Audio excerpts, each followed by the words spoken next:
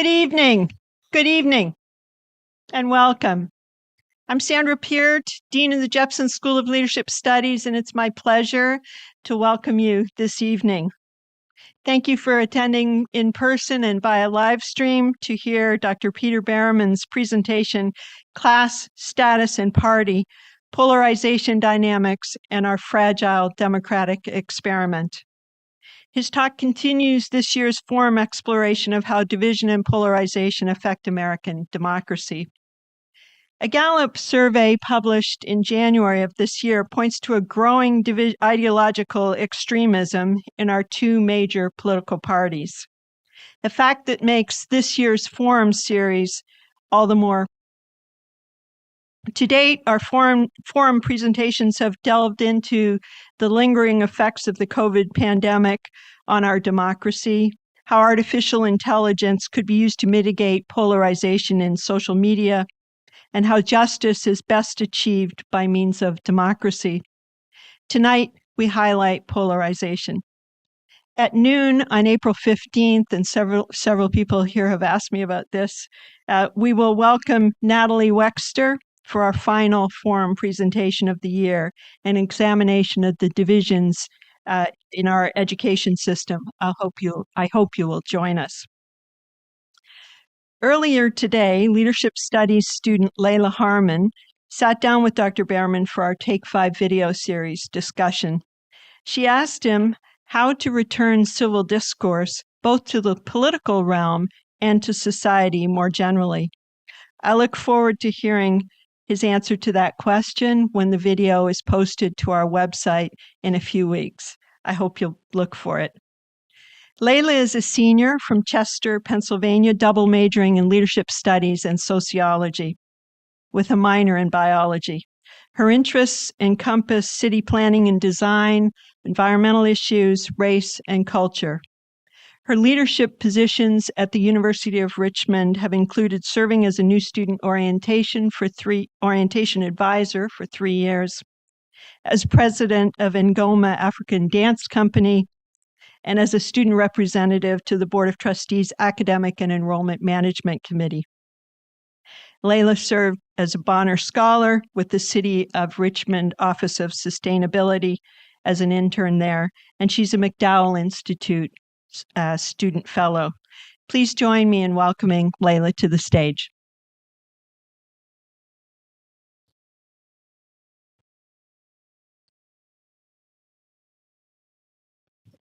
Thank you and good evening. Dr. Peter Bearman is the Jonathan R. Cole Professor of Social Science at Columbia University and the co-founding director of Columbia's Oral History Master of Arts program. He is also the founding director of Incite, a Columbia University institution that brings together scholars, change makers, artists, and others who seek to understand the complexity of human experience, how people shape and are shaped by the social worlds they inhabit. A specialist in network analysis and historical sociology, Dr. Bearman has authored more than 60 peer-reviewed research publications, written 3 books, and edited several others, including the Oxford Handbook of Analytical Sociology.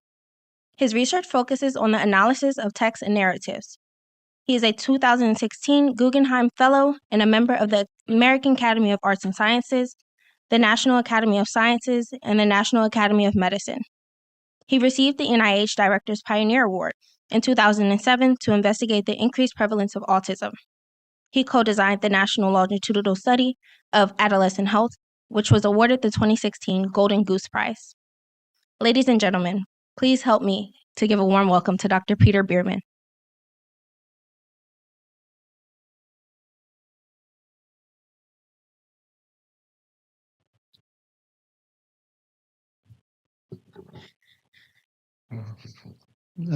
Thank you so much.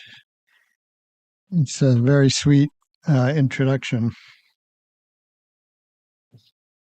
I hope you like my coat. I'm about to take it off.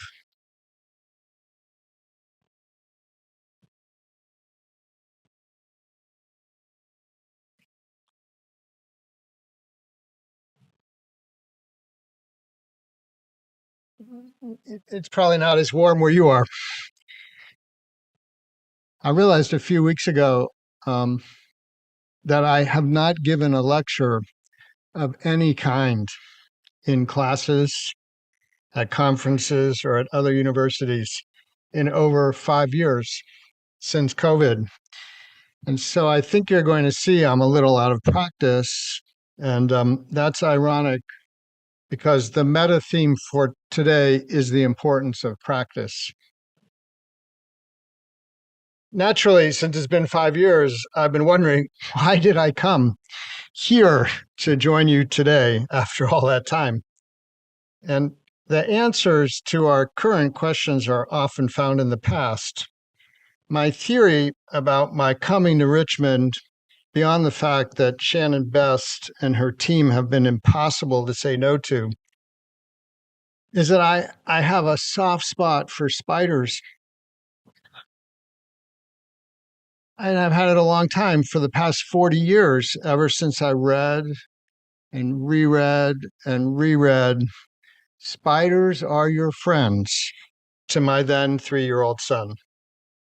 I hope you keep these two important facts in mind as I share my remarks today. The dean read a very long title, and I can't possibly talk for 45 minutes on all that. So the title for today is Polarization and Our Fragile Democratic Experiment. Cool. I've been thinking a lot recently about a movie I saw during the pandemic, Still Alice. I don't know if you saw it or not.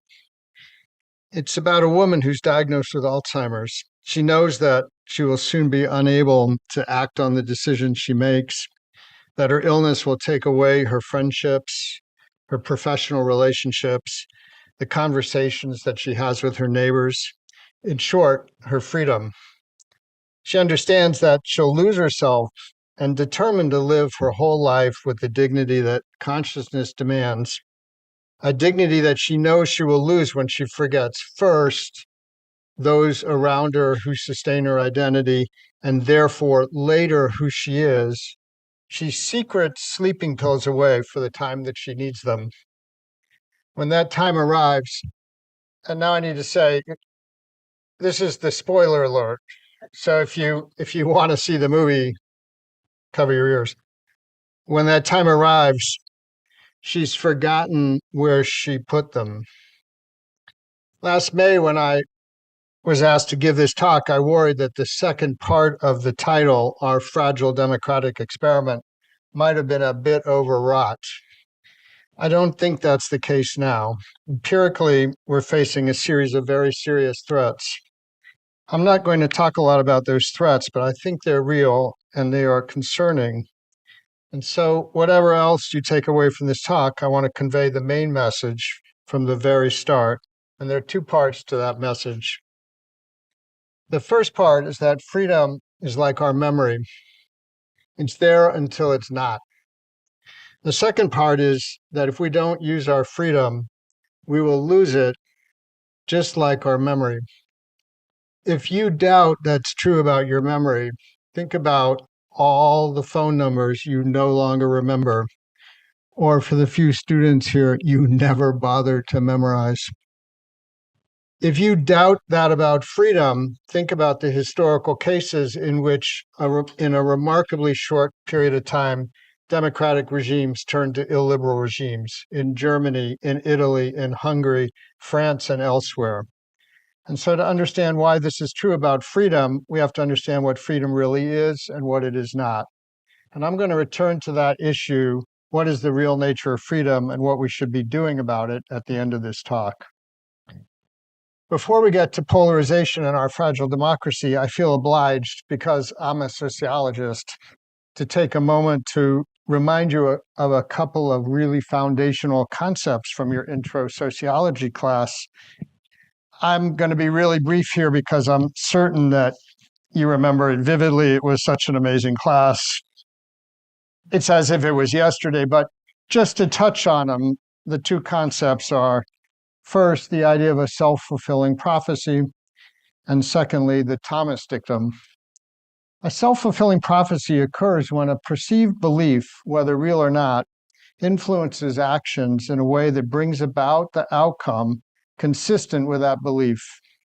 For instance, if the police believe that people speed on a particular stretch of the highway, their belief will rationally shape their policing practices, inducing them to more actively patrol that specific area.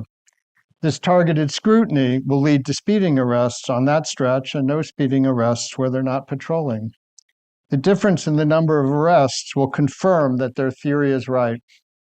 In a self-fulfilling prophecy, the empirical proof of the initial belief is produced by the actions of those who believe the prophecy. When we have theories about something, we act on those theories, and then our action ends up confirming our initial theory. This matters because when self-fulfilling prophecies are operating, our understanding of the true empirical pattern and true dynamics and true causality may be distorted. Now, that's similar to the Thomas dictum, which you'll recall, of course, is central to sociology.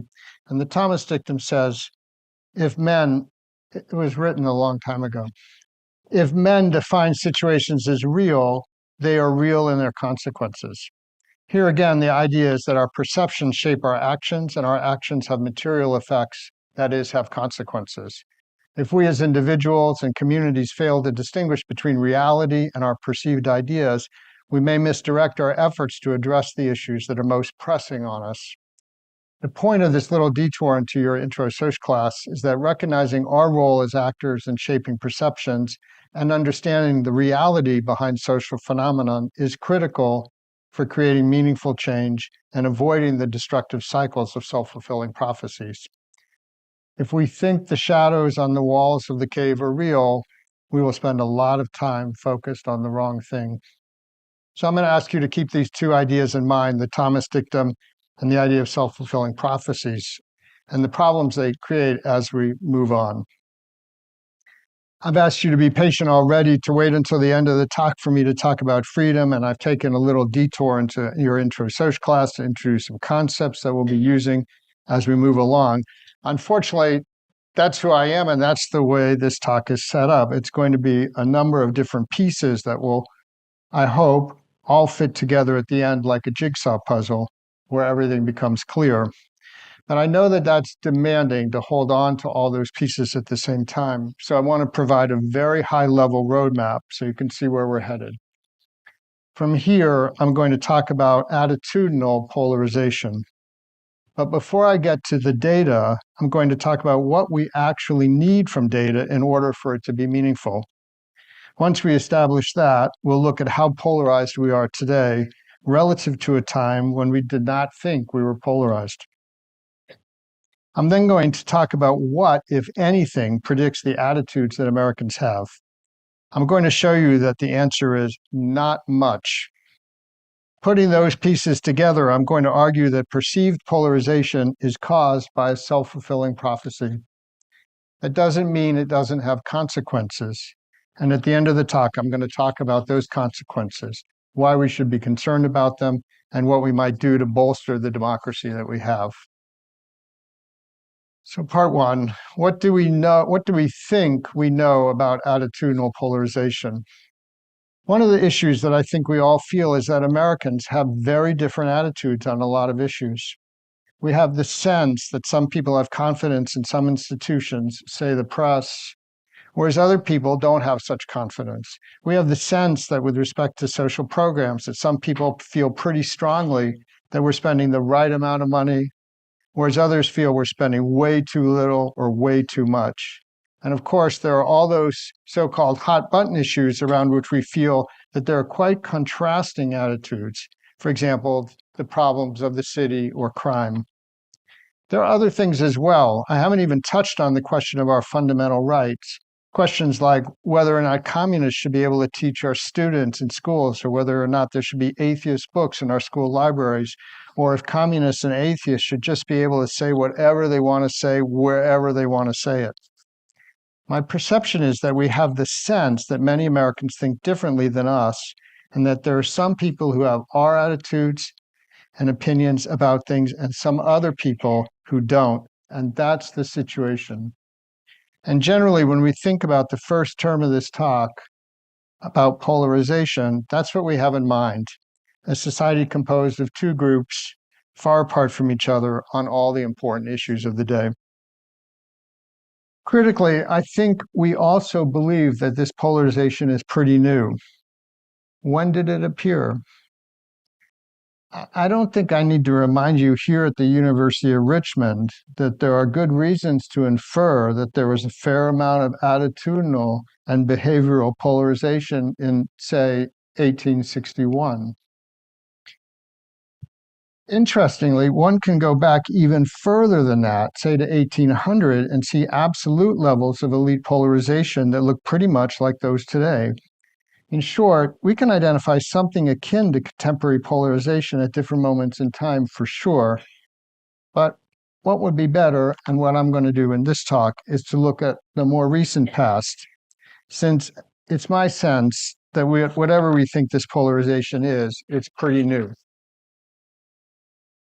Whenever we might think it started, to be able to ask whether or not it's increased, we need to be able to observe attitudes over time, preferably over some long period of time, and importantly, in a context where the instruments and the designs that determine how people were recruited to participate and which people were recruited did not differ. In other words, to make sense of change over time, we need to have apple-to-apple comparisons. That simple consideration led me to look at the General Social Survey. The General Social Survey, or GSS, is a nationally representative survey of adults in the United States, regularly conducted since 1972, which, and here I'll quote from their own self-description, quote, collects data on contemporary American society in order to monitor and explain trends in opinions, attitudes, and behaviors. Helpful for our purposes is that it contains a standard core of demographic, behavioral, and attitudinal questions on topics like civil liberties, crime and violence, intergroup tolerance, morality, and national spending priorities. In the sociological community, there's a general consensus that the GSS is the single best source for attitudinal trend data covering the United States. The GSS was first conducted annually from 1972 to 1994, and after 1994, it's been conducted in even-numbered years. Importantly, the GSS has used the same sampling strategy, although experimenting with different methods, over the last 40 years, up to 2022. That gives us some confidence that when we look at change over time, we know we're looking at something real rather than an artifact of somebody using a new method. So I'm going to pick the 41 questions that are present in every year the GSS was fielded between 1980 and 2020 and 2022, which gives us something like 1.25 million responses to questions from 51,000 people over the last 40 years.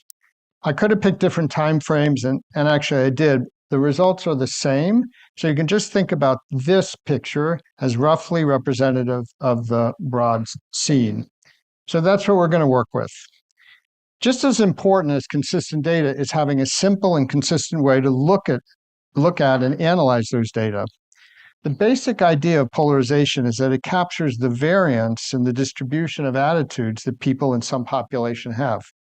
In a way, a simple variance measure, which would look at how much distance there was on average between two randomly selected people on an attitude, could provide a pretty good and intuitive picture of polarization if we selected people at random over and over again. Now, though variance arguably captures a very important aspect of polarization, which is how much individual responses differ, that is their distance from each other, it doesn't capture whether or not there are clusters or poles in the distribution of opinions. Luckily, there exists a very sophisticated measure of polarization, simultaneously capturing both the ideas of distance and clustering, and so it comes closer to what we think of when we're thinking about and when we talk about polarization. This measure is known as DER. It's named after the three authors who invented it, and it captures how a distribution's density clusters around local centers or groups and how far those groups are from each other. So with the requirements for actually making sense of data out of the way, we can proceed. What we're going to do is look at the extent of polarization and attitudes across a lot of different kinds of opinions over the last 40 years. Just to be clear about what we're measuring, it is the answer to the question, how Has polarization on those attitudes changed over time? Or has polarization on those attitudes changed over time? Take attitudes towards gay marriage. Not so long ago, most people were against this. Now most people are fine with it. We're not asking if people are more or less conservative or liberal than they used to be, just whether the distribution of opinions on an issue like gay marriage is more or less polarized, e.g., whether or not there are dense centers of opinion located far from each other. When the vast majority of people are for something or the vast majority of people are against something, there's not much polarization. So behind me for the 41, here are 41 questions. We can look at the extent of attitude polarization overall over the last 40 years. DER, our polarization measure, is on the y-axis. Time is on the x-axis. The little dot is the point estimate, which is just another way of saying that anywhere on that bar is statistically likely because the bar represents the confidence interval for that particular year. We can look across the x-axis starting in 1980 and moving towards 1922 and see that there's really no change over time from 1980 to today. Yeah, you can see a little peak is reached in 2010, but it's pretty minor. And critically, all the confidence intervals overlap. Now, the 2022 estimate is marked by an asterisk. It's very high. I marked it with an asterisk because in 2022, the GSS changed their methodology. I don't believe that we can make an apples-to-apples comparison between our result from 2022 to the past. We have to wait to the future to see what this looks like. Now, I don't want to be too didactic, but in 1980, no one was talking about polarization because polarization wasn't a problem. Our government still worked. Politics functioned as it was intended to, as a process directed towards identifying consensus, just like a market might for a specific product. You might want to sell high. I want to buy low. We have a conflict of interest, but we have a consensus over the fundamental idea that the product has value. All that's at stake is what it's worth. That is the same in politics. I give a little, you get a little, but maybe no one is as happy as they wish to be, but everybody gets a little of what they want. A farm subsidy here, a research lab for a state college there, and so on. There's no evidence, looking at all 41 questions, that attitudinal polarization has changed in any statistically or substantively meaningful way since 1980. Of course, at the aggregate level, when we're taking all the questions at once, it could look like there's no polarization if some issues were not polarized and others are highly polarized, perhaps different issues over different periods of time. It's actually the case that as Delia Baldessari and I showed in a paper in 2005, that if we observe polarization on one issue, we typically observe less polarization on others. So what we need to do is disaggregate these opinions into their constituent sets to be able to be confident that we're not looking at a statistical artifact. We can break out one set of questions which are typically used to assess confidence in institutions, even if the precise wording asks about confidence in the people running those institutions. Every year, the GSS says, I'm going to name some institutions in this country. As far as the people running those institutions are concerned, would you say you have a great deal of confidence, only some confidence, or hardly any confidence in them at all? Here are the polarization figures for 6 of those institutions, which reflect a division between private and public institutions. On the top row are banks, large corporations, and unions. On the bottom are the 3 branches of the federal government, the executive, the legislature, and the judicial. At least for these, there's been no increase in polarization over the last 40 years. That isn't to say polarization isn't present. It is in moderate absolute terms, but it hasn't changed over time. That turns out to be true as well for the next batch of 6 institutions we can look at. Here are split into 2 groups, institutions related to communication and institutions related to knowledge. Okay, We can also look at all the broad domestic policy areas for which we have questions over the course of our observation window. The question wording is something like, we're faced with many problems in this country, none of which can be solved easily or inexpensively. I'm going to name some of these problems, and for each one, I'd like you to tell me whether you think we're spending too much money on it, too little money, or about the right amount. First, are we spending too much money on X, or too little? Okay, on the top row are a series of questions related to urban problems, drugs, crime, etc. You can see that polarization has not increased over time. This is also the case for a set of policy areas as diverse as space exploration, education, and welfare on the bottom row. Note that the absolute levels of polarization around an issue like welfare are super high.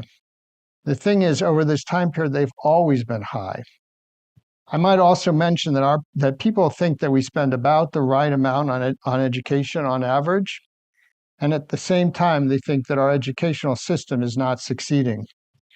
People tend to have consistent ideas about the opinions we ask them about, but their opinions are often not internally consistent.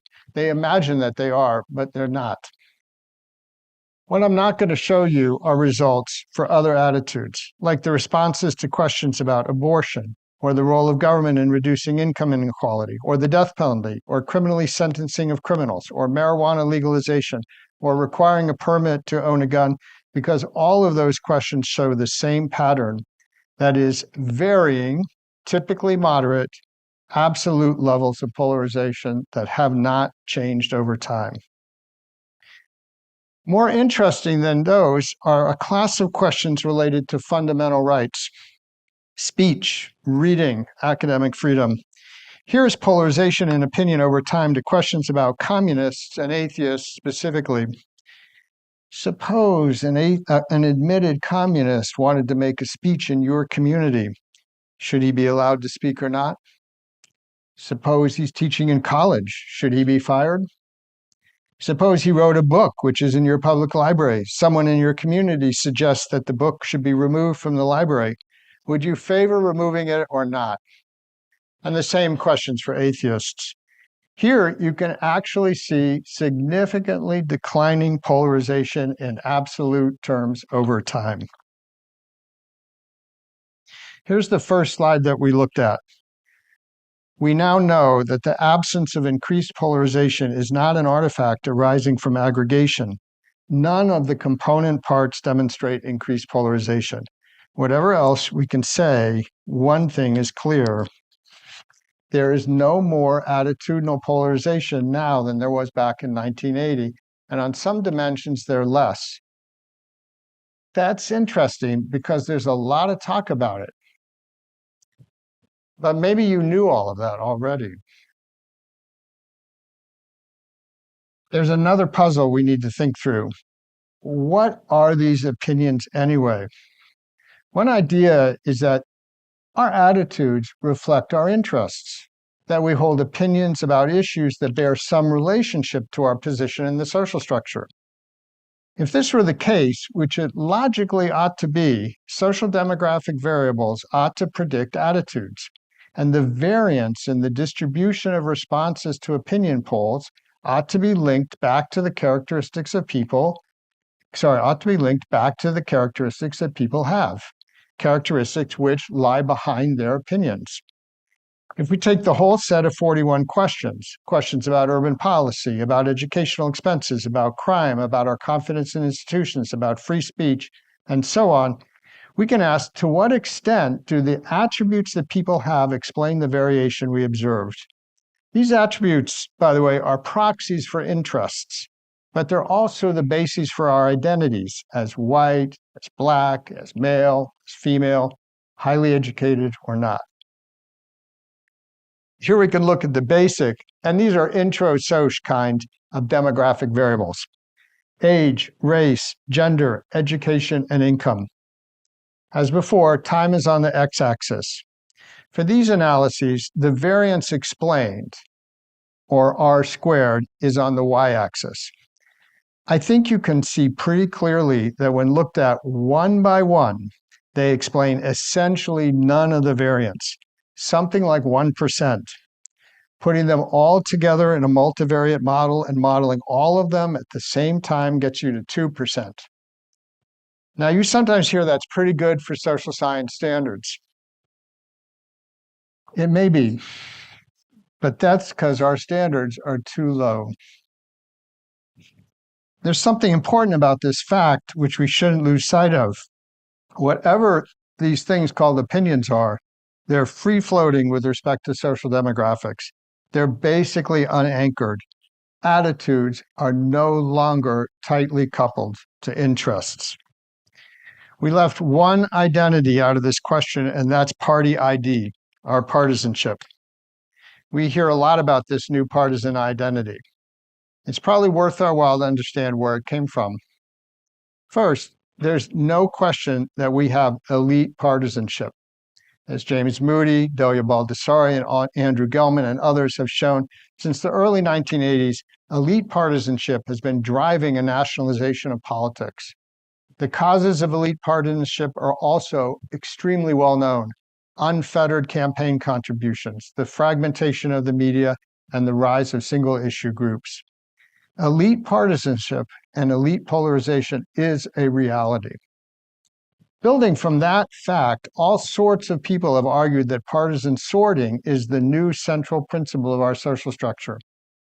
In my mind, maybe not yours, in my mind, the smartest political commentator of our time, Ezra Klein, argues that these new partisan identities are all-encompassing, are totalizing.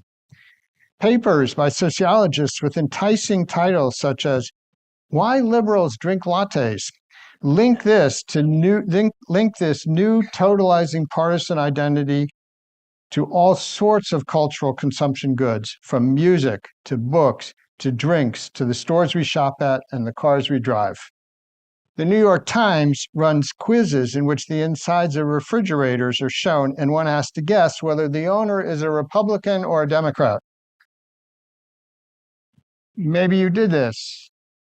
No one gets even close. That should be a clue, but it doesn't seem to be. The reality of elite partisanship stands in marked contrast to what's on the ground.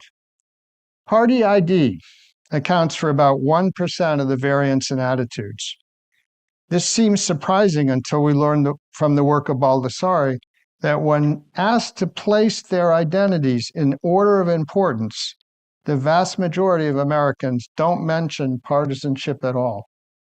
For those few who do mention it, partisanship is less salient than religion, family, nationality, occupation, region, gender, race, and sexuality. On top of this, party affiliation has no more hold on us than it did 40 years ago. Here you can look decade by decade at party orientation on the x-axis, moving from the left, strong Democrat, to weak Democrat, to an extremely weird category, independent, leaning Democrat, to independent, to another weird category, independent, leaning Republican, to weak Republican, to strong Republican. By convention, pollsters put independents in the middle. We have no idea where they belong. The majority of them refuse to be located in the middle, something we know because when asked if they lean Republican or lean Democrat, they say neither. Pollsters ask people, are you a Democrat or a Republican or something else? If they say Democrat, they ask if they're strong or weak. If they say something else, they ask if they lean Democratic or Republican. The whole spectrum is constructed by the nature of the polling questions that are asked. When people are in reality are arrayed in all sorts of ways, our surveys align them into a continuous variable with equal distance between categories. It's no wonder that the party ID variable doesn't predict variation in attitudes. If it doesn't make sense phenomenologically, it shouldn't come as a surprise that the variable doesn't predict much of the real variation. What you can see is that the growth category is among independents. Half of all the people don't think of themselves as represented by any party. which is just another way of them saying that the party system we have doesn't represent them. Because they don't feel represented, they also don't participate in politics. Meanwhile, the political elites and the parties they control embrace more and more extreme positions. This is what we might expect in a proportional representation system where the incentives that each party faces are to devote themselves more intensely to the extreme positions, vacating the center. In two-party systems, at least in theory, parties are supposed to drift towards the center, secure in the fact that they have captured their left and right flanks respectively. But that's not what's happening here. Elites are driving their parties to the extremes, even though all the available evidence suggests most people in America are actually becoming slightly more moderate on most issues.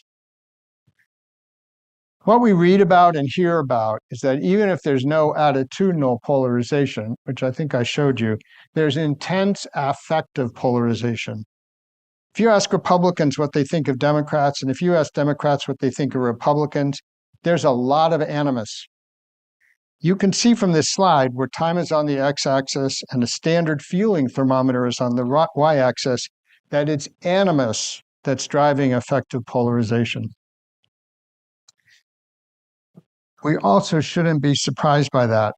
In recent surveys, people talk about political matters with, on average, 1.4 other people. More than half of the respondents don't talk about anything because they have no one to talk to. If they have someone to talk to, 80% of the people they have conversations with have the same political affiliation as they do. We have almost no experience with the outgroup. All we know about them is what their elite politicians represent. This representation is what we respond to when surveyed about our attitudes about our outgroup. When asked about a Republican in the abstract, you might see an ideologically rabid, cruel, transphobic, white egg-eating misogynist who drives a 250 with gun racks. Or when asked about a Democrat, you may see an ideologically rabid, intolerant, speech-policing, sanctimonious virtue signaler who eats brown eggs, drinks lattes, and drives a Volvo. From both standpoints, the others appear as intolerant bullies who believe not only that their view of the world is the right one, but that my view is stupid.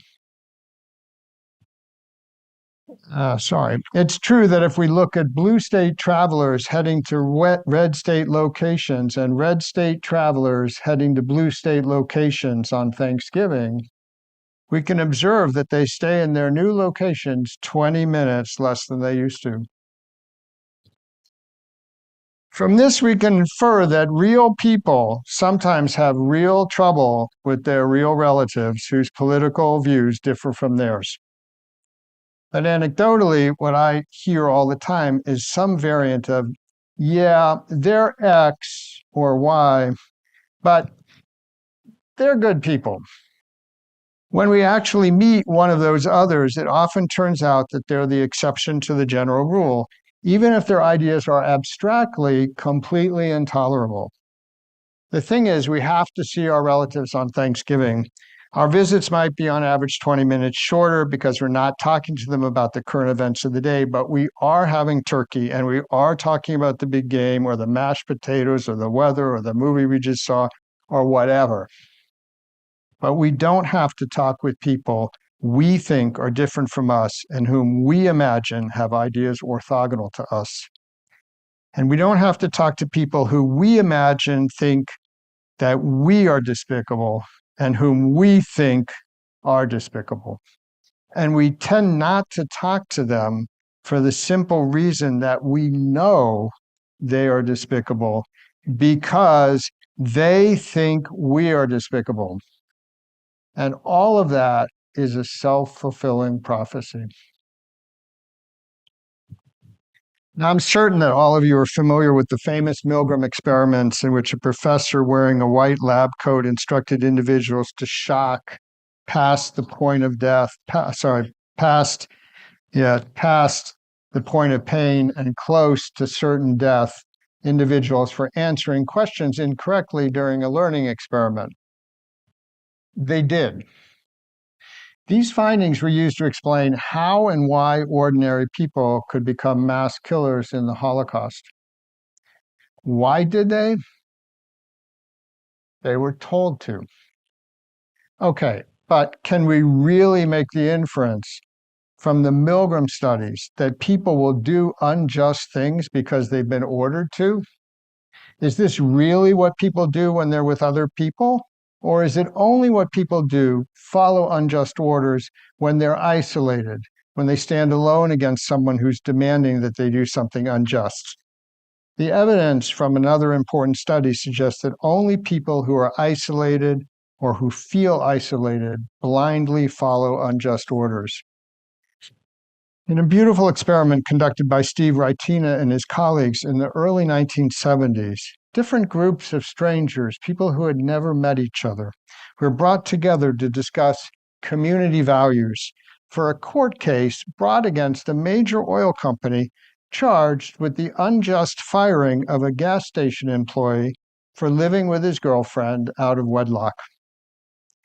Each group of experimental subjects were told that they were hired by the oil company and that the oil company could fire people if their private behavior violated community norms. They were brought together to discuss whether living out of wedlock was such a violation. A bunch of different groups were assembled, and while the experimenters got things ready, each of the groups were left alone to get to know each other. When the experimenter rejoined the group, he asked everyone what they thought. Because no one thought it was proper to fire the employee in any of the groups, there was no discussion. This happened in all the groups. The experimenter said that in order to stimulate more discussion, one person should take the side of the oil company, as if it was a debate. And to make a long story short, in each group, the experimenter got everyone to play that role. And just for kicks, at the very end of the session, to have them all pretend to agree one after another. Then they told the group members that their discussion had been videotaped and that they would get paid when they signed the release form, which indicated that the company could edit the video for presentation in court. Everyone realized they were duped. The majority of groups refused to sign the consent form. The participants of some groups went so far as to destroy the video equipment so that the experimenters could not coerce other groups with the same equipment. All that makes sense. But not all of the groups resisted. In some of the groups, people signed the consent form even though they knew it would allow the oil company to show them testifying to something they did not believe, even though it would lead to someone getting fired unjustly. What was different about the groups which failed to resist? What happened with them? Because individuals were randomized, we can't argue that they were different, that they had different ideas or beliefs than the others. Something prevented them from acting collectively, from doing the right thing and resisting unjust authority. So to make this long story short, we have to return to the time when the participants were left alone. If during that time they were left alone, some members of the group argued about something, the groups they belonged to failed to resist.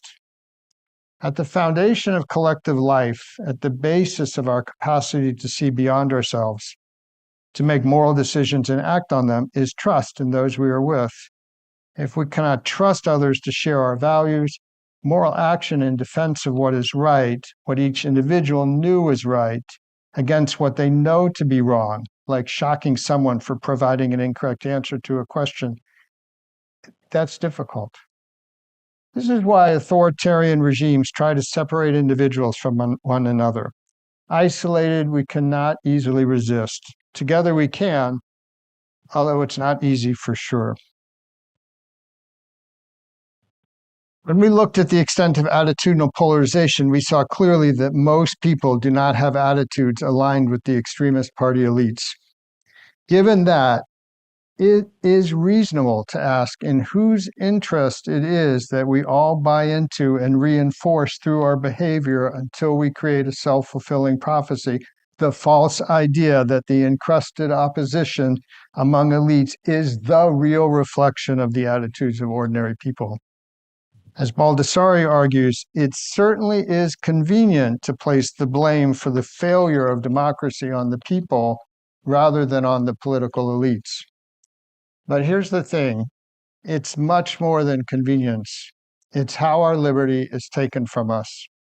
The lessons from the Milgram experiments are that isolated people who are subject to unjust authority have little capacity to resist. The lesson from the Raitina studies is that trust in others is the foundation for moral action. Those lessons are the one thing that leaders of authoritarian regimes know to be true. That's the lesson from Germany in 1932, from Italy in 1922, from Vichy France in 1940. That's the lesson from Russia, from Hungary, from Belarus, and countless other countries today. Authoritarian leaders capture power by creating distrust in the population, by breaking down the trust we have in others. Their ability to remain in power depends on the loneliness and isolation over those they rule. In this country, we've been super fortunate that the two bulwarks against authoritarianism we have in place to protect our democracy, rules and regulations on the one hand and cross-cutting cleavages on the other, have lasted for so long. But neither are as sturdy as they once were. If the political elite are not responsive to the real underlying attitudes and beliefs of the electorate, as I've suggested is the case, it really doesn't matter that the electorate is cross-cut with respect to issues. Likewise, rules and regulations depend on claims to legitimacy and must be enforced in order to effectively protect individual liberty. Law is often held onto as the bulwark of our democracy, and yet time after time, country after country, we've seen how factional, totalizing regimes which recognize that their power is based on isolating individuals, on separating people in order to block their capacity for collective resistance, have challenged the legitimacy of the laws that are designed to protect our liberties and the judges that uphold them. This situation we face here is perhaps even more fraught. I apologize for the blurry slide. It's not my work. I had to copy it from someone else. But even if it's a bit blurry, I think you can see the key features. Public support for democracy is decreasing. 30% of our population does not agree with the statement, democracy is the best form of government. The younger survey respondents are, the more likely they are to agree with that proposition. Should we be surprised? After all, for most of their life, political elites have been feeding the flames of animus. Some of those elites have discovered that creating the prophecy of a split electorate is a key element in their grasp for power. Those are the most concerning actors of all the various groups engaged in the extremism game. It doesn't matter that they're a small minority. It doesn't take that many people, doesn't take that many undemocratic people to turn a system and to turn it quickly. On the eve of their seizure of power, the NSDAP, for example, had fewer than 130,000 members out of a total population of 65 million, or less than 0.02%. Okay, I've used a lot of time. I want to end by returning to the start, to Still Alice. I suggested that if we do not use our freedom, that we will lose it. But what is this elusive thing called freedom that we're at risk of losing? It's good to see the age distribution of this crowd because the next sentence will make sense to you and no sense to any student. In Me and Bobby McGee,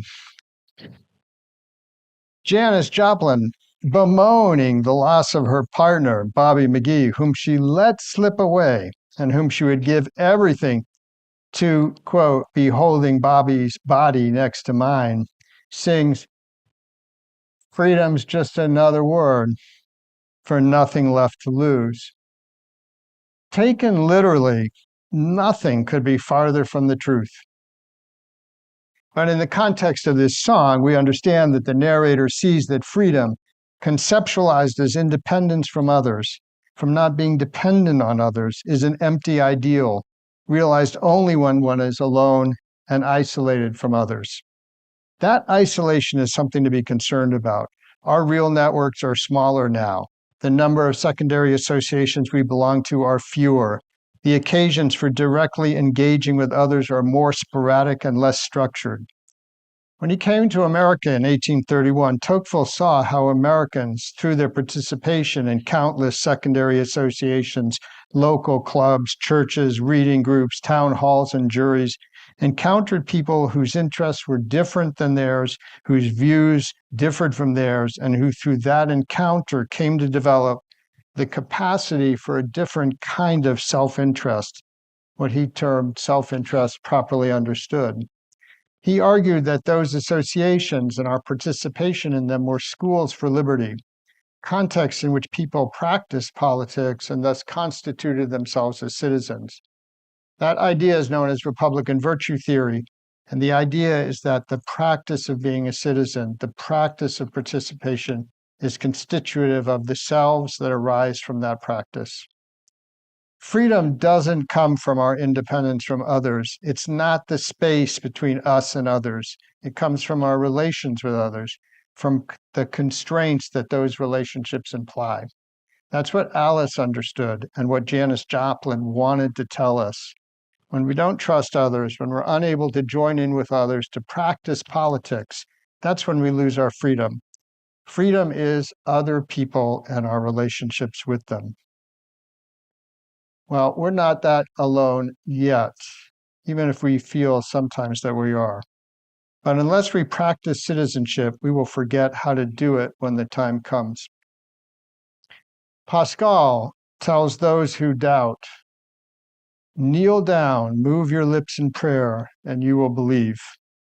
It isn't so different for freedom. We become free by practicing our freedom in interaction with others.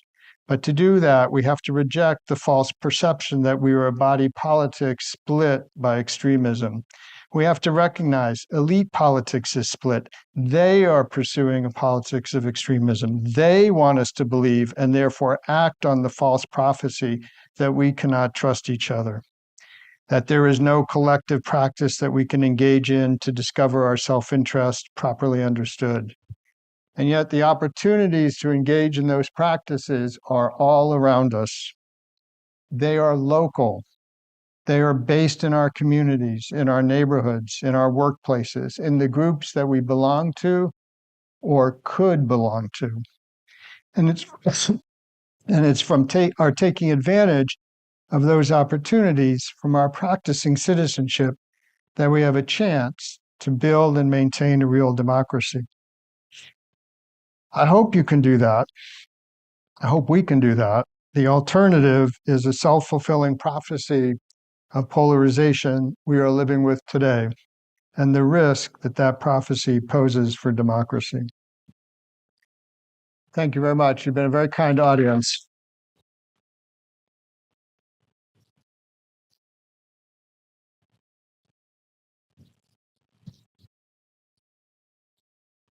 I just wanted to add.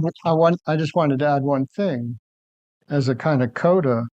Are you surprised to learn, or maybe you'd guessed it already, that the social observer who wrote the words that were on the first slide for 20 minutes, serving as a text for today, was Tocqueville, written in 1831 in Democracy in America.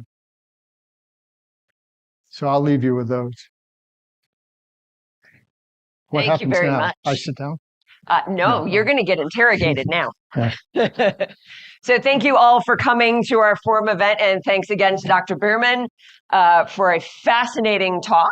We do have time for a couple of questions. My name is Dr. Kristen Bizayo. I'm the Associate Dean for Academic Affairs here at the Jepson School and one of 3 co-organizers of the forum this year, along with Dr. Williamson and Dr. Park.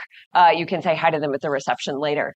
So I would love to take a couple questions. If we have one from a student, I would like to start there. I know there are very few of you. I also know you guys, so I'm not leaving. I'm just looking for my glasses. all right, I got one back here. Do you have a microphone? All right, hit me. Well, hit him, not me. Excuse this on, Dr. Bearman. Yeah, I had a I'm listening. question. I'm just looking for my glasses. Okay. I had a question about future elections and whether or not the decline and I guess acceptance or approval of democracy, you think that's sort of scary for the future of how elections go or how like future younger Americans vote in upcoming elections, whether or not we should be scared about the prospect of people having declined faith in democracy. I'm scared. I mean, it's amazing that in my mind that, 3 out of 10 Americans, when asked that question, don't actually agree that democracy is the best form of government. They see what we all see, failed government, government that doesn't deliver, government that is ideologically rendered apart. And of course, they're hostile to that notion. But yeah, it's a kind of terrifying idea that that this is a sentiment, and I think you nailed it. That the younger people are, the more likely they're to agree with that statement. And this is your world. I'm looking out at this crowd, and I feel right at home. But we made a muck of it. But we're counting on you. No pressure. So I saw a hand right over here. If we could get a microphone to this lovely gentleman. Thank you very much for your address. It was very informative.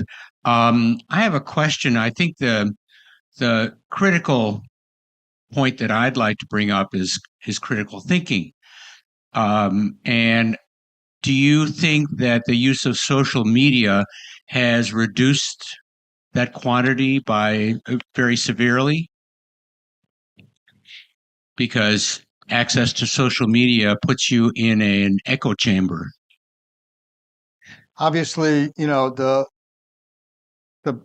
problem, I think you're right, that for many people, the information they get is highly stereotyped and highly selective and doesn't have the quality of exposure to other people and other ideas that you need to grow. I'm not an expert on critical thinking. Maybe you figured it out. So I can't answer your question. I think that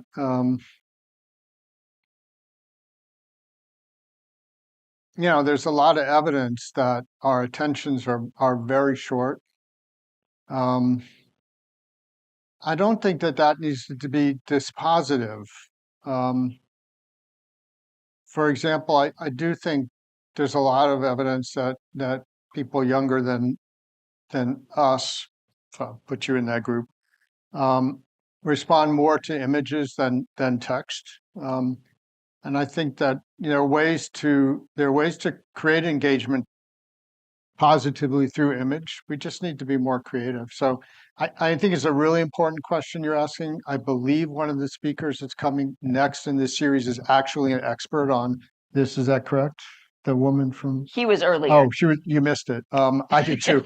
But it's probably watchable. I don't have an answer. I wish I did. Another question.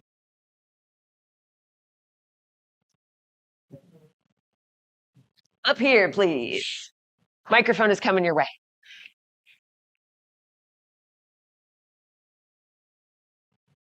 Thank you so much for speaking with us. Of the 30% who did not believe that democracy was the way to go, was there an indication as to what they felt was the better approach? Autocracy, oligarchy, socialism, something like that. Yeah. What you can see is that The other alternative appears in this work to be accepting a strong leader.